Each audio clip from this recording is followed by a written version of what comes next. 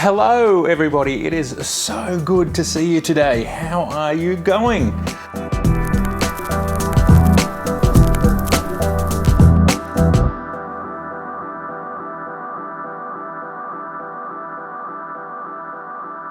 Okay, so the first big news for today is this thing here and its sibling. Yes, this is the 70 to 200 2.8 with the F to Z adapter on it. Coming in the next few weeks, we are going to have the 70 to 200 2.8 S lens, which means there'll be no more F to Z adapter. Now, personally, I think this lens works terrifically on the Z50, Z6 and Z7. Maybe I should do a video where we test all of that out. But I think it works fine. I think it works great. Let me know if you'd like to see that video. But of course, having the native lens and what we've seen in the MTF charts, etc., shows us that that new S version of this lens is a very good lens. And I suppose it's not really until we have these things in our hands and we're working with them and we're testing them that we truly know how good they are. Now, the lens is coming in the next few weeks, roughly around the end of May. But I personally think that there's a great deal of pent-up frustration for this lens. In the comments in my own channel, I have spoken to hundreds of people who want this lens and have it on order. Now, considering also that it was literally announced, I think, between Christmas and New Year's Eve, somewhere around that time, it's pretty much 6 months coming. And I think when it does drop in the next month or so, it'll be very hard for us to get our hands on it. And not only that, but in this country, our dollar has tanked during coronavirus, C19, and I suspect this lens will be somewhere between $4,000 and $4,500, which is a lot of coin. And that is going to slow me down just a little. Anyway, it's very exciting to see that this lens is coming. We should start to see some real world reviews and some real world examples of it very soon, and I would love to get my hands on a copy of it one way or another to show you guys what I think. And for the next announcement and how I've been satiating my need to have over 85mm in S is a segue to the next announcement. Now, this is the DX size, the APS-C cropped version for the Z50. It is a 50mm to 250mm lens, which makes it a 75 to 375mm equivalent lens. It's tiny, it fits in my bag, and it gives me reach when I need it in a hurry. Now, obviously it's not great for all occasions because the f-stops end out at 6.3, but it's there and it's light and it's quick and it's easy. And so that has been allowing me to get native Z mount reach. Great. And there's another lens announcement or another lens arriving soon, which is a similar sort of lens to this lens. It's the same sort of tech. It's a super zoom. The 24 to 200 is also going to be out in the next 2 to 3 weeks. And what excites me about that lens is the fact that it would be a similar sort of design to this lens. Now, considering this lens is roughly $200 and the 24 to 200 is probably going to be anywhere between $1,000 and $1,400, maybe even $1,500 in this country, that would suggest it's going to be better than this lens. And this lens is very competent. I'm very excited to see, based on this lens, the 24 to 200 coming out very soon. So let's keep our eyes out for that. I also think there'll be a fairly large audience for that lens as well. So it might take a little while for it actually to get out there into the real world, but very exciting to see this lens arrive. And as I've said before in previous videos, this is the sort of lens that I would have on my camera when I'm off duty, so to speak. When I'm down at the park with the kids, or photographing them at a concert, at their school, or sporting events, so on and so forth.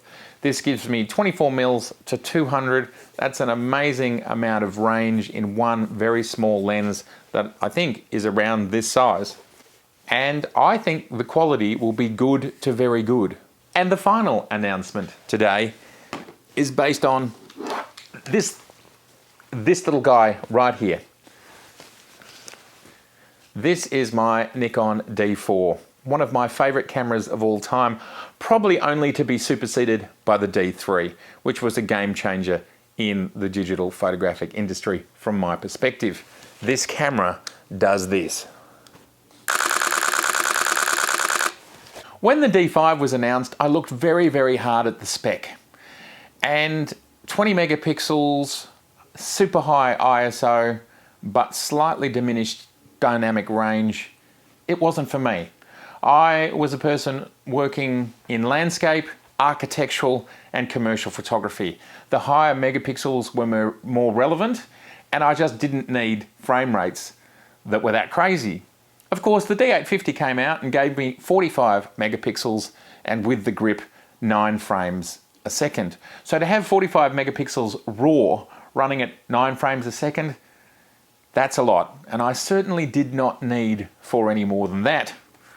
Now we have the D6, and there's a lot of people who've been, pretty excited / upset about the D6, and this is somehow the end of Nikon.